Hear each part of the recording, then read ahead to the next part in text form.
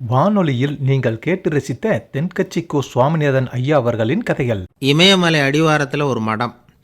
அங்கே ஒரு சன்னியாசி இருந்தார். அவர்கிட்ட ஒருத்தர் வந்தார். சுவாமி, ஆசையை உதற நினைக்கிறேன், முடியல, ஒட்டிக்கிட்டே வருது அப்படின்னாராம்.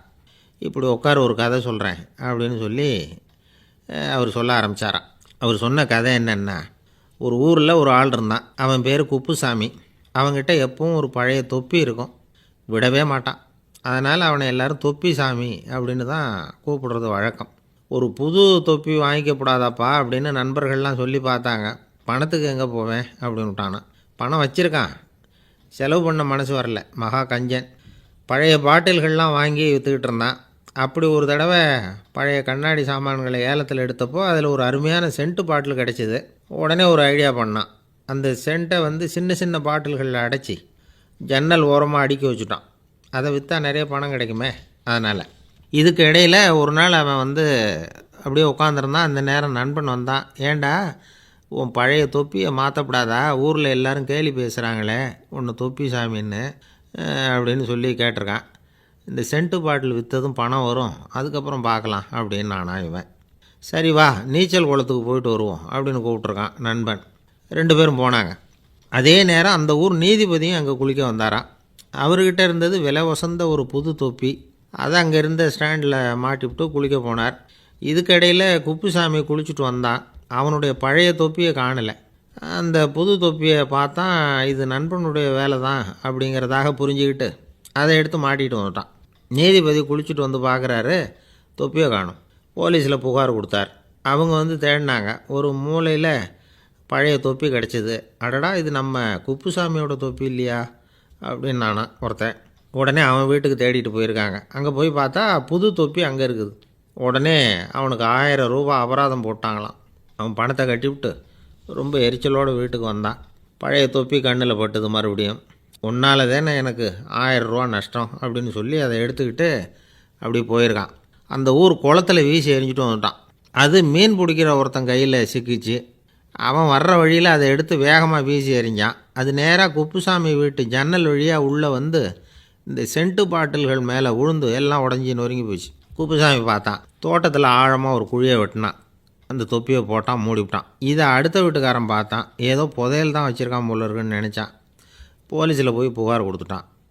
மறுபடியும் போலீஸ் குழியை தோண்டினாங்க. பழைய தொப்பி மறுபடியும் வெளியில் வந்தது. எல்லோரும் சிரிக்கிறாங்க. அன்னைக்கு ராத்திரியே அந்த தொப்பியை எடுத்துக்கிட்டு நேராக புறப்பட்டான்.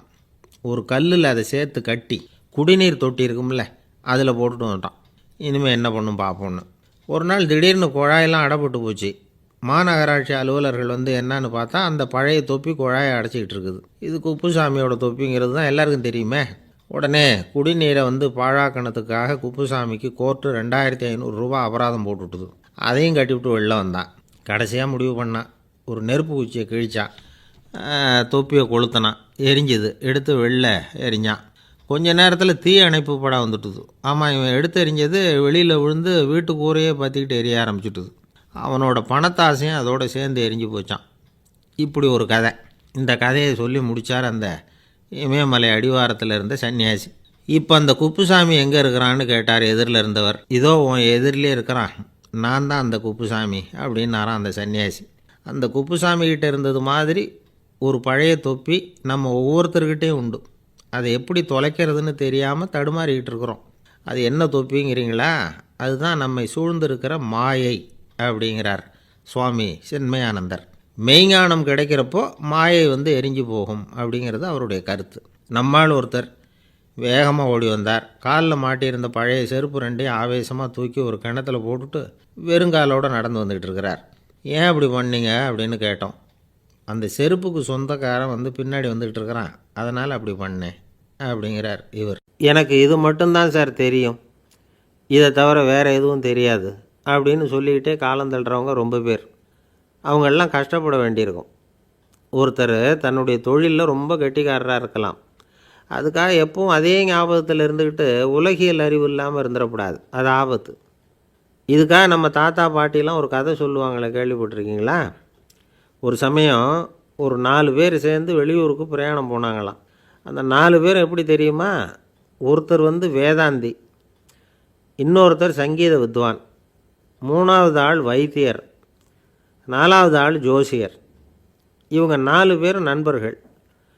அதனால் சேர்ந்து புறப்பட்டாங்க. வழியில் ஒரு ஊரில் தங்கினாங்க. இருட்டி போச்சு. அதனால் இன்றைக்கி ராத்திரி இங்கேயே தங்கி இருந்துட்டு நாளைக்கு புறப்படலாம் அப்படின்னு தீர்மானம் பண்ணாங்க. சாப்பாட்டுக்கு என்ன பண்ணுறது? அங்கேயே கடத்தெருவுக்கு போய் சாமான்லாம் வாங்கியாந்து சமைச்சு சாப்பிட்லாம்னு முடிவு பண்ணாங்க. 4 பேர் இருக்கிறதுனால ஆளுக்கு ஒரு காரியமாக செய்யலாம் அப்படின்னு வேலையை பிரிச்சுக்கிட்டாங்க. வைத்தியர் கரிகாய் வாங்க போனார். வேதாந்தி எண்ணெய் வாங்க போனார். ஜோசியர் பலசரக்கு வாங்க போனார். சங்கீத வித்வானுக்கு சமைக்கிற வேலை. எல்லாம் சரி. ஆனால் நடந்தது என்ன தெரியுமா? கடைத்தெருவுக்கு காய்கறி வாங்க போனார்ல வைத்தியர், அங்கே போய் மார்க்கெட்டில் பார்த்தார். ஒவ்வொரு கறிகாயாக எடுத்து பார்த்தார். இது பித்தம், உடம்புக்கு ஒத்துக்காது. இது வாயு, உடம்புக்கு ஒத்துக்காது அப்படின்னு ஒவ்வொன்றா தள்ளினார். கடைசியில் ஒன்றுமே தேரல. வெறுங்கையோடு திரும்பி வந்துக்கிட்டு இருக்கிறார். எண்ணெய் வாங்க போனார் வேதாந்தி. அவர் ஒரு தொன்னையில் எண்ணெயை வாங்கினார். பேசாமல் அதை எடுத்துகிட்டு வர வேண்டியது தானே, முடியல. அவருடைய வேதாந்த மூளை சிந்திக்க ஆரம்பிச்சுட்டுது. இந்த தொன்னைக்கு எண்ணெய் ஆதாரமா அல்லது எண்ணெய்க்கு தொன்னை ஆதாரமா அப்படிங்கிற ஆராய்ச்சியில் இறங்கினார். என்னாச்சு தெரியுமா? அப்படி கவுத்து பார்த்தார். வாங்கின எண்ணெய் பூராவையும் வழியில் கொட்டிவிட்டு வெறும் தொன்னையோடு சேர்ந்தார். பலசரக்கு வாங்க போனார் ஜோசியர். அவர் ஒரு வழியில் பார்த்தாரு. வழியில் வந்தவங்களெல்லாம் அங்கங்கே ஒரு மரத்தடியில் உட்கார வச்சு அவங்களுக்கெல்லாம் ஆர்வம் சொல்ல ஆரம்பிச்சிட்டார். அப்படி ஒவ்வொருத்தராக சொல்லி முடிச்சுட்டு கடத்தருக்கு போய் சேர்ந்தார். இவர் அங்கே போய் சேர்றதுக்குள்ளே ரொம்ப நேரம் ஆகிட்டுது. கடையெல்லாம் பூட்டிவிட்டு போயிட்டாங்க. என்ன செய்கிறது? அவரும் வெறுங்கையோடு திரும்பி சேர்ந்தார். சரி, இவங்க கதை தான் இப்படி ஆச்சு. அங்கே சமைக்கிறதுக்காக உட்காந்துருந்தார் சங்கீத வித்வான். அவர் கதை என்னாச்சு தெரியுமா? அங்கே அவர் அடுப்பை பற்ற வச்சு ஒலையை கொதிக்க வச்சார். அதாவது ஒரு பானையில் தண்ணியை ஊற்றி அடுப்பில் வச்சார். அது கொதிக்க ஆரம்பிச்சிது. தண்ணி கொதிக்கிற சத்தம் இருக்குதுல்ல, அது இவருக்கு தாளம் போடுறது மாதிரி இருந்தது. ஒரே குஷி, பாட ஆரம்பிச்சிட்டார். பாடிக்கிட்டே உற்சாகமாக கையில் இருந்த கரண்டியால் அந்த பானையில் தட்டினார், தாளம் போடுறதா நினச்சிக்கிட்டு. அவ்வளவுதான், பானை பட்டுன்னு உடஞ்சி போச்சு. தலையில் கையை வச்சுக்கிட்டு அவரும் உட்காந்துட்டார். எந்த தொழில் தெரிஞ்சாலும் சரி, அதை புத்திசாலித்தனமாக பயன்படுத்த தெரியலன்னா ஆபத்து தான். அதுக்காக தான் இந்த கதை. ஒரு பஸ்ஸு டிரைவர் ரொம்ப கெட்டிக்காரரு. பஸ்ஸை ரொம்ப திறமையாக ஆபத்து இல்லாமல் ஓட்டினதுக்காக பரிசுலாம் வாங்கினவர். அவரே ஒரு படகு ஓட்டுறதுக்காக அழைச்சிட்டு போயிருக்கிறாங்க, மோட்டார் படகு. அதையும் ரொம்ப திறமையாக தான் ஓட்டிகிட்டு போயிருக்கிறாரு. நடுக்கடலில் போனதும் படகு நின்று போச்சு. மோட்டாரில் ஏதோ கோளாறு. என்ன செய்யலாம் அப்படின்னு அந்த டிரைவரை கேட்டிருக்கிறாங்க படகுல இருந்தவங்கெல்லாம். அப்போ அவர் சொன்னாராம், கவலைப்படாதீங்க, ஒன்றும் பிரச்சனை இல்லை, எல்லோரும் கொஞ்சம் கீழே இறங்கி பின்னாடி தள்ளுங்க, மோட்டார் ஸ்டார்ட் ஆகிடும் அப்படின்னாராம். ஒரு கடைக்கு போனேன், 5 ரூபா பணத்தை எடுத்து கொடுத்தேன். ஒரு தினசரி பத்திரிகையை கேட்டேன். அவர் உடனே அங்கே அடுக்கி வச்சுருந்த பத்திரிகையில் ஒன்று எடுத்து என் கையில் கொடுத்தார். வாங்கிக்கிட்டேன். மீதி பணத்தை எடுத்தார். அதையும் என் கையில் கொடுக்கணும்ல, கொடுக்கல. எதிரில் இருந்த பலகையில் வச்சு எடுத்துக்க சொன்னார். எப்போவும் அவர் அப்படி தான் பண்ணுவார். நானும் எடுத்துக்கிட்டு வந்துடுவேன்.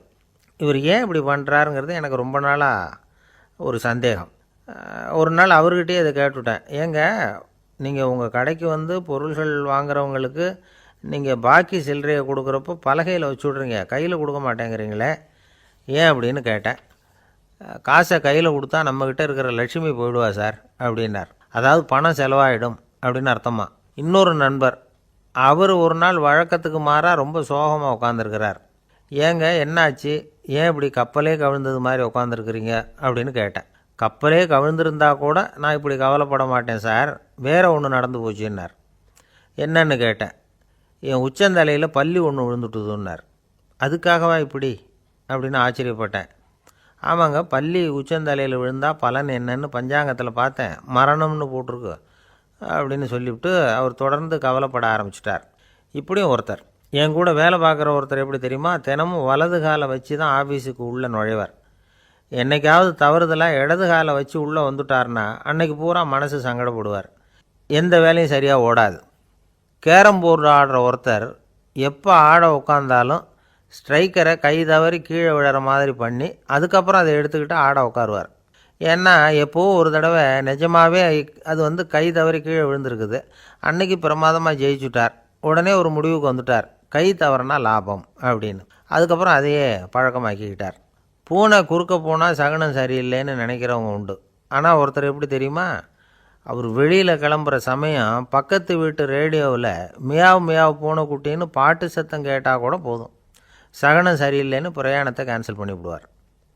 இப்போ இவ்வளவும் எதுக்கு சொல்கிறோம்னா, அளவுக்கு மீறின சகுன நம்பிக்கைகள் இருக்குது பாருங்கள், இதோட பயமும் சேர்ந்துக்கிட்டதுன்னு வச்சுக்கோங்க, இது ஒருத்தருடைய மனநிலையை பாதிச்சிடும். இது உளவியல் நிபுணர்கள் சொல்கிற கருத்து. வாழ்க்கையே தடுமாற வச்சிரும். பாதுகாப்பு இல்லாத உணர்வு, ஒரு விதமான டிப்ரெஷன் மனநிலை, இதெல்லாம் தான் இதுக்கு காரணமாக அமையலாம். சில பேர் காய்கறி நறுக்க கத்தியை கையில் எடுத்தால் கூட நேரம் சரியாக இருக்கா அப்படின்னு பார்த்துட்டு தான் வேலையை ஆரம்பிக்கிறது வழக்கம். அறிவு தான் மனசுக்கு வாத்தியாராக இருக்கணும். அப்போ தான் வாழ்க்கை நிம்மதியாக இருக்கும். அறிவு மனசு சொல்கிறபடியெல்லாம் கேட்க ஆரம்பிச்சுட்டுதுன்னா இடைஞ்சல் தான். ஒருத்தருக்கு 7ஆம் நம்பர் தான் ராசியான நம்பரான். 7ஆம் தேதி தான் எந்த காரியத்தையும் ஆரம்பிப்பாராம். 7 எழுத்து வர்றது மாதிரி பேரை மாற்றி வச்சுக்கிட்டார். 7 மணிக்கு தான் தினமும் எழுந்திருப்பார். 7ஆம் நம்பர் வீட்டில் தான் குடியிருக்கார். கல்யாணம் கூட 7ஆம் தேதி தான் பண்ணிக்கிட்டார். அவர் ஒரு நாள் குதிரை பந்தயத்துக்கு போனாராம். குதிரையோட பேரையெல்லாம் பார்த்தார். ஒரு குதிரையோட பேர் 7 எழுத்தில் அமைஞ்சிருந்தது.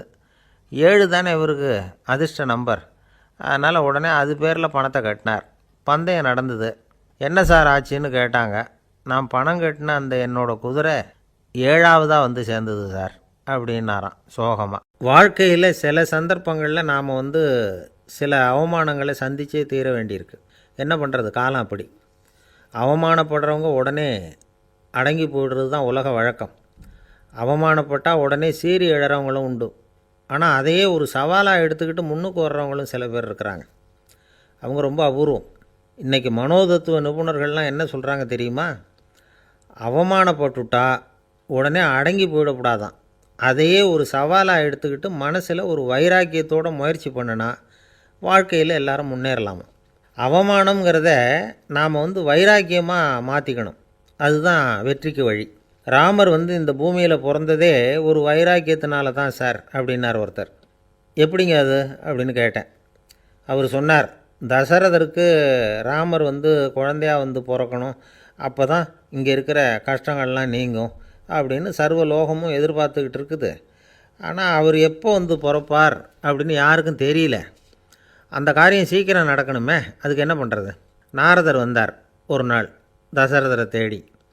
தசரதா, உனக்கு ஒரு செய்தி தெரியுமான்னு ஆரம்பித்தார். அவர் எப்பவும் இப்படித்தானே ஆரம்பிக்கிறது வழக்கம். என்ன விஷயம்னு கேட்டார் தசரதர். தசரதா, நீ அடிக்கடி உன்னோட தேரில் ஏறிக்கிட்டு தேவலோகத்துக்கு போகிற, அங்கே போகிற வர்ற எல்லாம் பண்ணிகிட்ருக்க, எல்லாம் சரி. தேவலோகத்துலேயும் உன்னை நல்லபடியாக தான் வரவேற்கிறாங்க. தேவேந்திரன் உன்னை பிரியமாக அழைச்சிட்டு போய் தன்னுடைய அரியாசனத்திலேயே தனக்கு பக்கத்திலேயே உட்கார வைக்கிறான். நீயும் சந்தோஷமாக உட்காந்து பேசிவிட்டு வந்துடுற. ஆனால் நீ இங்கே வந்ததுக்கு அப்புறம் அங்கே என்ன நடக்குது தெரியுமா உனக்கு அப்படின்னாரான் நாரதர். என்ன நடக்குது எனக்கு ஒன்றும் தெரியலையே அப்படின்னாரான் தசரதர். நாரதர்கிட்ட கிட்டத்தில் கேட்டிருக்கார், கொஞ்சம் சொல்லுங்கள் என்னது அப்படின்னு. அவர் நெருங்கி வந்தாராம் நாரதரும். மெதுவாக அவர் காதோட காதாக சொன்னாராம். அதாவது நம்ம பாஷையில் சொல்லப்போனால் பற்ற வைக்கிறார். நீ அங்கே தேவேந்திரங்கிட்ட உட்காந்து பேசிவிட்டு வந்த பிறகு நீ அங்கே உட்காந்துருந்த அரியாசனத்தை தண்ணி ஊற்றி கழுவி சுத்தப்படுத்துகிறாங்க. நீ என்ன அந்த அளவுக்கு சுத்தம் இல்லாத ஆளா, தினம் குளிக்காமையாக இருக்கிற அப்படின்னாராம். தசரதருக்கு இது ரொம்ப அவமானமாக போயிட்டுது. அப்படியே செய்கிறாங்க அப்படின்னாராம். ஆமாம், நீ வேணும்னா நான் சொல்கிறது உண்மையாக இல்லையா அப்படின்னு சோதனை பண்ணி பார்த்துக்கோ அப்படின்னாரான் நாரதர். உடனே தசரதர் இதுக்காகவே புறப்பட்டு தேவலோகம் போனார். அங்கே வழக்கம் போலவே இவரை கூப்பிட்டு உட்கார வச்சு பேசிக்கிட்டு இருந்தான் தேவேந்திரன். கொஞ்ச நேரம் பேசிக்கிட்டு இருந்துட்டு சரி நான் கிளம்புறேன்னு புறப்பட்டார். சரி, அவனும் வாசல் வரைக்கும் வழி அனுப்பி வச்சுட்டு உள்ளே போயிட்டான். தசரதர் வெளியில் கொஞ்சம் நேரம் மறைஞ்சி இருந்துட்டு மெதுவாக உள்ளே எட்டி பார்த்தார் என்ன நடக்குதுன்னு. நாரதர் சொன்னது உண்மை தான். தசரதர் உட்காந்துருந்த ஆசனத்தை அங்கே 2 தேவர்கள் கழுவி சுத்தப்படுத்திக்கிட்டு இருக்கிறாங்க. தசரதரால் இதை தாங்கிக்க முடியல. அவருக்கு ரொம்ப அவமானமாக போச்சு. நேராக கிடுகிடுன்னு தேவேந்திரங்கிட்டே போனார். நான் உட்காந்துருந்த இருக்கையே சுத்தம் பண்ணுறியே, நான் என்ன அந்த அளவுக்கு பாவியா அப்படின்னு கேட்டார். ரொம்ப கோபமாக கேட்டார். தசரதரே, மனுஷனுக்கு 3 கடன்கள் உண்டு. தேவ கடன், ரிஷி கடன், பித்ரு கடன். இதை தீர்க்காதவன் பாவியாகிறான். இதில் மகனை பெறுவதால் தான் பித்ரு கடன் தீரும். உனக்கு மகன் கிடையாது, அதனால் நீ பாவியாகிற. பாவி உட்காந்துருந்த இடம்ங்கிறதுனால அதை சுத்தம் செய்ய வேண்டியது எங்கள் கடமை அப்படின்னு நானாம் தேவேந்திரன். இந்த இடத்துல தசரதருக்கு ஏற்பட்ட அவமானம் ஒரு வைராக்கியமாக மாறிச்சு. தேவேந்திரனே கேட்டுக்கோ, ஒரு மகனை பெற்ற பிறகு தான் இந்த சபையில் மறுபடியும் அடி எடுத்து வைப்பேன் அப்படின்னு சொல்லிவிட்டு போயிட்டாராம். போய் புத்திர காமேஷ்டி யாகம் பண்ணார், புத்திரர்கள் பிறந்தார்கள். இந்த கதையில் உள்ள கருத்து என்னென்னா, தேவேந்திரன் தசரதரை அப்படி அவமானப்படுத்தலைன்னா அவருக்கு இப்படி ஒரு வைராக்கியம் பிறந்திருக்குமா? யோசித்து பார்க்கணும். நமக்கு ஏற்படுகிற சில அவமானங்களையும் வைராக்கியமாக மாற்றிக்குவோம். அப்படி மாற்றிக்கிட்டோம்னா வாழ்க்கையில் முன்னேறலாம். நம்ம ஆளுங்க சில பேர் அவமானத்தை வைராக்கியமாக மாற்றிக்கிறது எப்படி தெரியுமா? நம்மக்கிட்ட ஒரு பையன் சொன்னான், எங்கள் அப்பா என்னை எல்லாருக்கும் முன்னாடி வச்சு திட்டிவிட்டார், பொறுப்பு இல்லாமல் ஊர் சுற்றுறேன்னு சொல்லி அவமானப்படுத்தி விட்டார். இனிமேல் நீ என் முகத்திலேயே முழிக்காதரா போடான்னு வேற சொல்லிவிட்டார். எனக்கு ரோஷம் வந்துட்டுது. அந்த அவமானத்தை வைராக்கியமாக மாற்றிக்கிட்டேன். அன்னையிலேருந்து அவர் முகத்திலேயே முழிக்கிறது இல்லை அப்படின்னா. அப்படியான்னு கேட்டோம். ஆமாங்க, அவர் வீட்டில் இல்லாத நேரமாக பார்த்து உள்ளே சமையல் கட்டுக்கு போய் சாப்பிட்டுட்டு நைஸாக வெளியில் வந்துடுவேன் அப்படிங்கிறான் அவன். ஒரு ஆள் இருந்தான், நிறைய பணம் சம்பாதிச்சான், ஆனால் செலவு பண்ண மனசு வரல, கருமி. அவன் என்ன பண்ணான், சேர்த்த பணம் பூராவையும் ஒரு மரத்தடியில் புதைச்சி வச்சுருந்தான். வாரத்துக்கு ஒரு தடவை அந்த மரத்தடிக்கு வருவான், புதைச்ச இடத்த ஆவலோடு பார்த்துக்கிட்டு இருப்பான், அதுக்கப்புறம் போயிடுவான். அவ்வளவுதான். ஒரு நாள் ஒரு திருடன் வந்தான், இவன் புதைச்சி வச்சுருந்ததெல்லாம் எடுத்துகிட்டு போட்டான். இது தெரிஞ்சு போச்சு. அந்த கருமி புலம்ப ஆரம்பிச்சிட்டான். இவன் புலம்பலை கேட்டதும் அக்கம் பக்கத்தில் இருந்தவங்கெல்லாம் ஓடி வந்தாங்க. என்ன விஷயம்னு விசாரித்தாங்க. இவன் சொன்னான். ஒரு பெரியவர் கேட்டார், ஏன்ப்பா வாரம் இந்த இடத்த பார்க்குறதாக சொன்னியே, எப்போவாவது இதில் இருக்கிற பணத்தை எடுத்து செலவு பண்ணியிருக்கியா அப்படின்னு கேட்டார். நான் அப்பப்போ அதை பார்க்குறது தான் வழக்கம், அதை தொட்டதே இல்லைன்னு அவன். சரி, அப்படின்னா இப்போவும் நீ அதே மாதிரி வாரம் ஒரு தடவை இந்த இடத்த பார்த்துட்டு போகலாமே அப்படின்னாராம் அந்த பெரியவர். அதுவும் சரிதானே, எவ்வளவு காலமானாலும் அவன் அந்த பணத்தை எடுத்து செலவு பண்ண போகிறதில்ல. அப்படி இருக்கிறப்ப உள்ளே பணம் இருந்தாலும் ஒன்று தான், இல்லாமல் போனாலும் ஒன்று தான். இதிலேருந்து என்ன புரியுதுன்னா, ஒருத்தர்கிட்ட இருக்கிற பணத்தை கொண்டு அவர் பணக்காரரா ஏழையா அப்படின்னு முடிவு செய்கிறது சரியில்லை. அந்த செல்வத்தை அனுபவிக்கிற திறன், பயன்படுத்துகிற திறன், அதை வச்சு தான் அவர் ஏழையா பணக்காரரா அப்படிங்கிறத நிர்ணயம் பண்ணணும். அதுதான் சரி. செலவு பண்ண தெரியாதவன் சேகரம் பண்ணிகிட்டே இருக்கிறதுனால என்ன பிரயோஜனம்? தலைமுடியே இல்லாதவன் தாராளமாக சீப்புகளை வாங்கி சேகரம் பண்ணுறது மாதிரி தானே இது. சில சமயம் செலவு பண்ண நாம் தயாராக இருந்தால் கூட அந்த செல்வம் நமக்கு பயன்படுறதில்ல. அரேபியாவில் ஒரு நகை வியாபாரி விலை உயர்ந்த முத்துக்களை எல்லாம் அவர் வச்சு வியாபாரம் பண்ணிகிட்டு இருந்தார். அவர் ஒரு சமயம் ஒரு பாலைவனம் வழியாக போயிட்டு இருக்கிறார் ஒட்டகத்தில். அப்போது திடீர்னு கடுமையான புயல் வீச ஆரம்பிச்சுட்டுது. திசை தவறி இவர் எங்கேயோ வந்துட்டார். கூட வந்தவங்களையும் காணலை, எங்கே போனாங்களோ தெரியல. இவர் ரொம்ப பயந்து போய் அங்கே எங்கேயுமா அலைஞ்சு திரியிறார். வழியே தெரியல, பசி கடுமையாயிட்டுது. ஒட்டகத்து முதுகில் ஒரு மூட்டை இருந்தது, அதை பிரித்து பார்த்தார். உள்ளே ஏதாவது இருக்கான்னு தேடி பார்க்குறார். அது வரைக்கும் கண்ணில் தட்டுப்படாத அபூர்வமான ஒரு பை கண்ணில் பட்டுது. ஆஹா, அதில் ஏதாவது சாப்பிட்றதுக்கு இருக்கும் அப்படின்னு நினச்சி ஆவலாக அதை பிரித்து பார்க்குறார். அந்த பையில் விலை உயர்ந்த முத்துக்கள் நிறைய இருந்துதான். அப்போ தான் அவர் நினச்சாராம், விலை உயர்ந்த முத்துக்கள் கூட சாப்பிட்றதுக்கு உணவாக முடியாது அப்படிங்கிறத புரிஞ்சுக்கிட்டாராம். எந்த நேரத்தில் எது நமக்கு தேவையோ அது நமக்கு தாராளமாக கிடைக்கணும். அப்படி அது கிடைக்கிறதுக்கு நம்மக்கிட்ட இருக்கிற செல்வம் பயன்படணும். அது நமக்கும் பயன்படலாம், நம்ம மூலமாக அடுத்தவங்களுக்கும் பயன்படலாம். அதுதான் செல்வத்தின் பயன். ஒரு மரத்தடியில் ஒருத்தன் உட்காந்து அழுதுகிட்டு இருந்தான். அந்த பக்கமாக வந்த இன்னொருத்தன் ஏப்பா அழுதுகிட்டு இருக்கிறேன்னு கேட்டான். இந்த இடத்துல தான் பூமிக்கு அடியில் பணம் இருக்குது, புதைச்ச இடம் தெரியல, அதான் அழறேன் அப்படின்னா. நல்லா ஞாபகப்படுத்தி பாரு, எந்த இடத்துல புதைச்ச அப்படின்னு கேட்டான் இவன். அது எப்படி எனக்கு தெரியும், புதைச்சி வச்சிருக்கிறவன் நான் இல்லையே, எங்கள் எதிர்த்த வீட்டுக்காரன் அப்படின்னானா இவன். ஒரு பல்கலைக்கழகம், அங்கே ஒரு இலக்கிய பேராசிரியர், அவர் பாடம் நடத்திக்கிட்டு இருந்தார். ராபர்ட் ப்ரௌனிங் எழுதிய கவிதைகளை பற்றி சொல்லிகிட்டு இருக்கிறார். மாணவர்களும் ரொம்ப அக்கறையாக அதை கேட்டுக்கிட்டு இருக்கிறாங்க. ஒரு குறிப்பிட்ட கவிதையை பற்றி சொல்லும் பொழுது அந்த பேராசிரியருக்கே ஒரு சந்தேகம். அதாவது அந்த கவிதையின் சரியான அர்த்தம் என்னங்கிறதுல சந்தேகம். பேராசிரியர் யோசனை பண்ணார். அந்த கவிதையை முழுசாக புரிஞ்சிக்க முடியல. அதனால் மாணவர்களை பார்த்து சொன்னார், மாணவர்களே, ஒரு நாள் பொறுத்துங்க, இந்த கவிதையை எழுதின கவிஞர் எங்கள் வீட்டுக்கு பக்கத்தில் தான் இருக்கிறார். இன்றைக்கி சாயந்தரம் நான் அவரை நேர்லேயே போய் பார்க்குறேன். பார்த்து இதுக்கு என்னங்க அர்த்தம்னு கேட்டுட்டு வந்துவிடுறேன். அதுக்கப்புறம் உங்ககிட்ட சொல்கிறேன் அப்படின்னாராம். அன்றைக்கி சாயந்தரமே அந்த பேராசிரியர் கவிஞரை தேடிக்கிட்டு போயிட்டார். கவிஞர் அவங்க வீட்டில் அவர் பாட்டு உட்காந்துருந்தாராம்.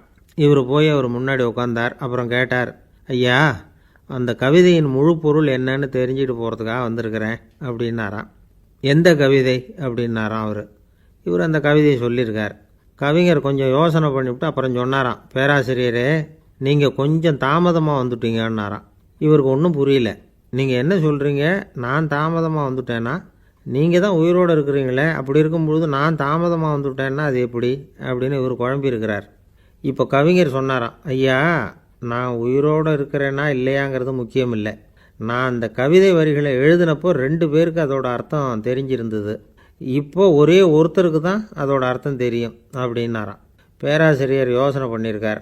அப்படின்னா அந்த ஒருத்தர் கவிஞர் ராபர்ட் ப்ரௌனிங்கை தவிர வேறு யாராக இருக்க முடியும்? இவர் தான் அப்படிங்கிறத அவர் மனசில் நினச்சிக்கிட்டார். அதனால் சொன்னார், ஐயா, நான் தாமதமாக வரல, அந்த கவிதையின் பொருள் என்ன அது சொல்லுங்கன்னார். பேராசிரியரே, நான் சொல்கிறது உங்களுக்கு புரியலன்னு நினைக்கிறேன். நான் இந்த வரிகள் எழுதினப்போ 2 பேருக்கு அதோட அர்த்தம் தெரிஞ்சிருந்தது. அந்த 2 பேர் யாருன்னா, ஒருத்தர் ராபர்ட் ப்ரௌனிங், அதாவது நான், இன்னொருத்தர் கடவுள். இப்போ அது கடவுளுக்கு மட்டும்தான் தெரியும். நானே இதை பற்றி பல தடவை யோசனை பண்ணி பார்த்தேன். இது ரொம்ப அழகானது, ஆனாலும் ரொம்ப வழுக்கலானது. அதை பிடிச்சிட்டோம்னு நினச்சிக்கிட்டு இருக்கும் பொழுதே காற்று மாதிரி அது உங்ககிட்ட இருந்து ஓடி போயிடுது. எனக்கு ரொம்பவும் வருத்தமாக தான் இருக்குது. நிச்சயமாக நான் தான் இந்த வரிகளை எழுதியிருக்கிறேன். அதில் அர்த்தம் இருக்குங்கிறது எனக்கு தெரியும். அதை நான் உணர்கிறேன். ஆனால் நீங்கள் என்னை மன்னிக்கணும். எனக்கே கூட அதை என்னால் விளக்க முடியல. அப்படி இருக்கும் பொழுது உங்களுக்கு எப்படி அதை நான் விளக்க முடியும் அப்படின்னாரா அந்த கவிஞர். அனுபவிக்கப்படக்கூடிய எல்லாமே விளக்கப்படக்கூடிய ஒன்றல்ல, விளக்கப்படும் எல்லாமே அனுபவிக்கப்படக்கூடிய ஒன்றல்ல அப்படிங்கிறது ஞானிகளுடைய கருத்து. அதுக்காக தான் அந்த சம்பவம். வாழ்க்கையில் நீங்கள் தொடர்ந்து ஆய்வு செய்து கொண்டே இருக்கக்கூடிய விளக்கங்களை ஒருபோதும் அடைய முடியாத பரிமாணங்கள் இருக்கிறதுனால தான் அது அலுப்பு தட்டாமல் இருக்குது. உங்களால் நிறைய அனுபவிக்க முடியும். இருந்தாலும் நீங்கள் அனுபவித்து அறிந்த விஷயங்கள் கூட வார்த்தைகளால் விளக்கப்பட முடிவதில்லை அப்படிங்கிறது பெரியோர் சிந்தனை. இதெல்லாம் ஒரு பக்கம் இருக்கட்டும். நமக்கு தெரிஞ்ச பேராசிரியர் ஒருத்தர் 1 மணி நேரம் ரொம்ப விவரமாக வகுப்பு எடுத்தார். கடைசியாக சொன்னார், மாணவர்களே, ரொம்பவும் எளிமையாக விளக்கமாக எல்லா விவரமும் சொல்லியிருக்கிறேன். அதனால் இதில் உங்களுக்கு சந்தேகம் வர்றதுக்கு வாய்ப்பே இல்லை. இருந்தாலும் கேட்க வேண்டிய கடமை கேட்குறேன். இது வரைக்கும் நடத்தினதில் யாருக்காவது ஏதாவது சந்தேகம் உண்டா அப்படின்னு கேட்டாராம். எனக்கு ஒரே ஒரு சந்தேகம்தான் சார் அப்படின்னு எழுந்திரிச்சு நிற்கிறான் ஒருத்தன். என்னன்னு கேட்டாராம். இது வரைக்கும் நீங்கள் என்ன பாடம் சார் நடத்துனீங்க அப்படின்னானா அவன். பந்திக்கு முந்தர ஆசாமிகள் நம்மளில் பல பேர் உண்டு. அப்படி முந்தறதுக்கு கூட முயற்சி பண்ணுறவங்க நிறைய பேர் இருக்கிறாங்க. இதில் என்ன ஒரு விஷயம்னா, பந்திக்கு முந்துறது கூட தப்பு இல்லை. ஆனால் அப்படி ஒரு விருந்தில் ஆளாக போய் உட்காந்து சாப்பிட்டா கூட வெளியில் வர்றப்ப என்ன பெரிய விருந்து வச்சுட்டான், சாம்பாரில் உப்பு இல்லை, ரசத்தில் காரம் இல்லை அப்படின்னு குறை சொல்லிகிட்டே வர்றது இருக்குது பாருங்கள். அது சரியில்லை, நாகரிகமும் இல்லை. கல்யாண பத்திரிகையில் என்ன போட்டிருக்குது, என் பொண்ணுக்கும் இன்னார் பையனுக்கும் கல்யாணம், எல்லாரும் குடும்பத்தோடு வந்திருந்து மணமக்களை ஆசீர்வதிக்கணும், இப்படி தானே போட்டிருக்கோம். குடும்பத்தோடு விருந்து சாப்பிட்டு சாப்பாடு எப்படி இருக்குன்னு அபிப்பிராயம் சொல்லிவிட்டு போங்க அப்படின்னா போட்டிருக்கு கல்யாண பத்திரிகையில். ஒருத்தர் வீட்டு விசேஷத்துக்கு போயிருக்கோம்னா எவ்வளவோ அசௌகரியங்கள் நமக்கு ஏற்படலாம். ஏராளமான கூட்டம் வந்திருக்கும். எல்லாரையும் அவங்க தனித்தனியாக கவனிச்சிக்கிட்டு இருக்க முடியாது. நாம் தான் அனுசரித்து நடந்துக்கணும். நாமளாக போய் வாழ்த்த வேண்டியவங்களை வாழ்த்தி விட்டு சேரணும். அதை விட்டுட்டு பத்திரிக்கை கொடுத்தானேன்னு போனேன், கவனிப்பே சரியில்லை அப்படின்னு புலம்பிக்கிட்டு இருக்கக்கூடாது. ஒரு விருந்துக்கு போனால் அங்கே எப்படி நடந்துக்கணும் அப்படிங்கிறத பற்றி கூட அனுபவசாலிகள் சில விவரங்கள்லாம் சொல்லியிருக்கிறாங்க. இந்த காலத்தில் கல்யாணம், பிறந்த நாள், அது இதுன்னு நிறைய விருந்துகள் நடக்குது. அதெல்லாம் எதுக்காக? மனித உறவுகளை வளர்த்துக்கிறதுக்காக தான், வேறு எதுக்கு? ஒரு விருந்துக்கு போனால் அமைதியாக பொறுமையாக போய் உட்காரணும். அடித்து பிடிச்சிக்கிட்டு இடத்த பிடிக்க போகிறேன் அப்படின்னு நிற்கக்கூடாது. முதல் பந்தி நடந்துக்கிட்டு இருந்தால் அது முடிஞ்சு இலை எடுத்து சுத்தம் பண்ணதுக்கு அப்புறம் போய் உட்கார்றது தான் நாகரீகம்.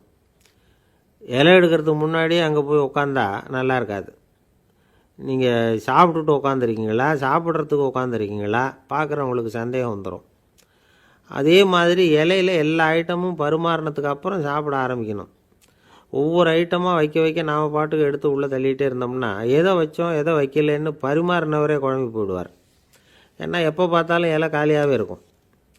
சாப்பிட்றப்போ உங்கள் சாப்பாட்டையே நீங்கள் கவனிக்கணும். அடுத்தவங்க இலையில் என்ன இருக்குது, பக்கத்தில் இருக்கிறவர் எதை அதிகமாக சாப்பிட்றார், இதெல்லாம் நமக்கு என்னத்துக்கு? எல்லாரும் சாப்பிட்டு முடிக்கிற வரைக்கும் பொறுமையாக இருக்கிறது தான் நல்லது. நீங்கள் மட்டும் திடீர்னு பாதியில் எழுந்திரிச்சு பக்கத்தில் இருக்கிறவங்களுக்கு சங்கடமாக இருக்குமேங்கிறதெல்லாம் யோசிக்காமல் நீங்கள் பாட்டு எழுந்திரிச்சு போகக்கூடாது. பக்கத்தில் உள்ளவங்க உங்களை எழுந்திரிக்க சொன்னால் எழுந்திரிச்சு போகலாம். விருந்துகளில் சாப்பாட்டை வீணாக்கிறதே ஒரு நாகரிகமாக போட்டுது இந்த காலத்தில்.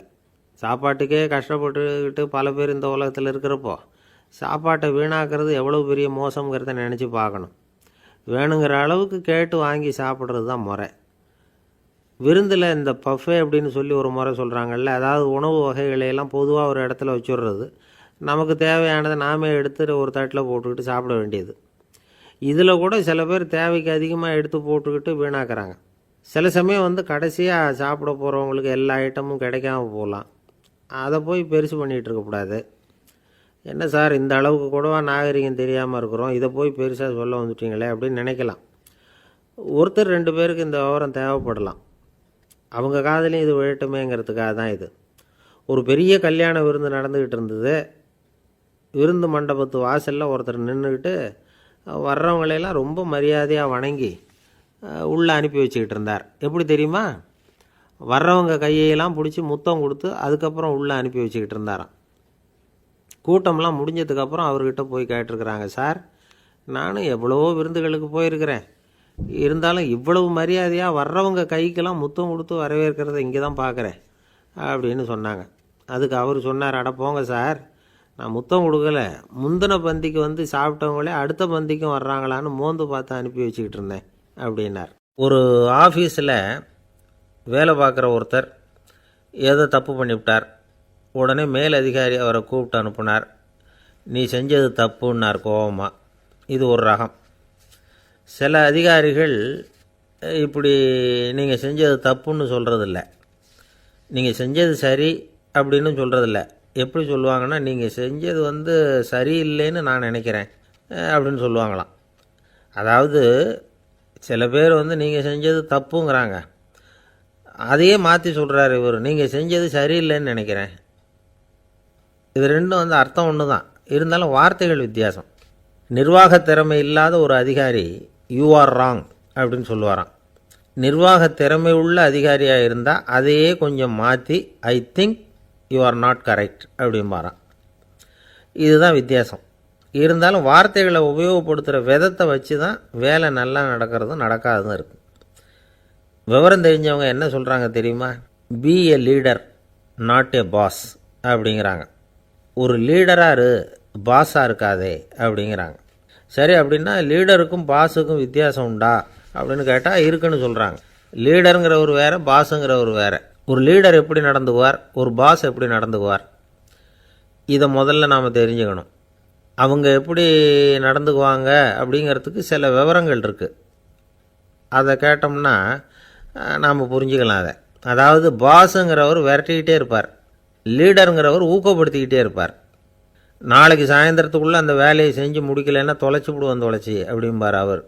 இவர் எப்படி சொல்லுவார்னா, இது வரைக்கும் நீங்கள் செஞ்சுருக்கிற வேலை ரொம்ப அற்புதம் அப்படிம்பார். பாஸுங்கிறவர் அதிகாரத்தை நம்பி செயல்படுறவர், லீடருங்கிறவர் நல்லெண்ணத்தை நம்பி செயல்படுறவர். நம்மக்கிட்ட அதிகாரம் இருக்குது, பவர் இருக்குது, அதனால் காரியத்தை சாதிச்சுடலாம் அப்படின்னு நினைக்கிறவர் அவர். மற்றவங்கக்கிட்ட ஒரு நல்ல அபிப்பிராயத்தை சம்பாதிச்சுக்கிட்டு அது மூலமாக காரியங்களை சாதிக்கிறவர் இவர். பாஸுங்கிறவர் பயத்தை உண்டு பண்ணுவார், லீடருங்கிறவர் அன்பை பரவ செய்வார். அதை செய்யலைன்னா ஆடிட்டில் தகராறாயிடும், இது செய்யலைன்னா இன்க்ரிமெண்ட்டு கட் ஆகிடும், இப்படி ஏதாவது சொல்லி பயமுறுத்திக்கிட்டே இருப்பார் அவர். இவர் அப்படி இல்லை. உடம்பு இப்படி இருக்குது, வீட்டில் எல்லோரும் சௌக்கியமாக இருக்கிறாங்களா, ஆஃபீஸில் எல்லாம் வசதியாக இருக்குதா, நான் ஏதாவது உதவி செய்யணுமா அப்படின்னு அன்புக்கு முக்கியத்துவம் கொடுப்பார். பாஸுங்கிறவர் எதுக்கெடுத்தாலும் நான் சொல்லிகிட்டு இருப்பார், லீடருங்கிறவர் நாமன்னு சொல்லிகிட்டு இருப்பார். பாஸுங்கிறவர் தப்புக்கு காரணம் யாருன்னு பார்ப்பார், லீடருங்கிறவர் தப்பு என்னன்னு பார்ப்பார். இதுதான் 2 பேருக்கு வித்தியாசம். The boss shows who is wrong, the leader shows what is wrong அப்படின்னு சொல்லுவாங்க. இந்த காரியம் எப்படி செய்யப்பட்டிருக்கு அப்படின்னு தெரிஞ்சுக்கிறவர் பாஸ். இந்த காரியத்தை எப்படி செய்யணும்னு செஞ்சு காட்டுறவர் லீடர். பாஸுங்கிறவர் பணியாளர்களை திட்டுவார், லீடர் மரியாதைக்குரியவராக நடத்துவார், அதுக்குரியவராக அவர் நடந்துக்குவார். செய்கிற வேலையை ஒரு சுமையாக நினைக்க வைக்கிறவர் பாஸ், செய்கிற வேலையை ஒரு சந்தோஷமாக ஆக்கிறவர் லீடர். ஒரு முதலாளியாக இருக்கிறவர் அல்லது ஒரு நிர்வாகியாக இருக்கிறவர் இது மாதிரியான நுணுக்கங்களையெல்லாம் தெரிஞ்சு வச்சுக்கிறது நல்லது. ஒரு பாஸ் இருக்கார், அவர் ஒரு நாள் ரொம்ப பெருமையாக தன்னோட ஆஃபீஸை பற்றி பேசிக்கிட்டு இருந்தார். எனக்கு கீழே 200 பேர் வேலை செய்கிறாங்க சார், நான் ஒரு கோடு கிழிச்சா அவங்க அதை தாண்டாத அளவுக்கு நான் நடந்துக்கிறேன் சார் அப்படின்னார் அவர். அது எப்படி முடியுது உங்களால் அப்படின்னு கேட்டோம். நான் கோடே கிழிக்கிறதில்ல சார் அப்படின்னார்.